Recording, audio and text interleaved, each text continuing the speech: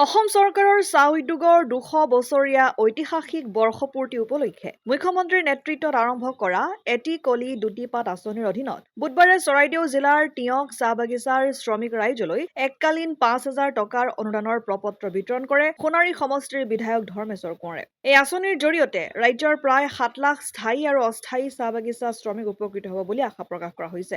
উক্ত অনুষ্ঠানটোত চৰাইদেউ জিলা প্ৰশাসনৰ সহযোগত সফলতাৰে সম্পন্ন হয়। অনুষ্ঠানত কেইবাজনো গৰিষ্ঠ বিষয়া আৰু অতিথি উপস্থিত থাকি আঁচনিৰ গুৰুত্ব বিষয়ে মত ব্যক্ত কৰে। উপস্থিত ব্যক্তিসকল অতিৰিক্ত আয়ুক্ত সৰ্বনা সোণোৱাল, সহকাৰী আয়ুক্ত বৰষা শইকীয়া, শ্ৰম পৰিদৰ্শক জীৱন টাইট, টাই আহোম উন্নয়ন পৰিষদৰ সদস্য গিৰিণ গগৈ, সোণাৰী চাহ বাগিচাৰ পৰিচালক মুনীন বৰুৱা, সহ পৰিচালক নৱজ্যোতি কণ্ডলী। এই আঁচনিৰ জৰিয়তে চাহ বাগিচাৰ শ্ৰমিক সমাজৰ সামাজিক আৰু অৰ্থনৈতিক উন্নয়নত সহায়ক হ'ব বুলি সকলোৱে আশা প্ৰকাশ কৰিছে। মথুৰাপুৰৰ পৰা ইছলাম আহমেদৰ ৰিপৰ্ট, অসম আদিত্য।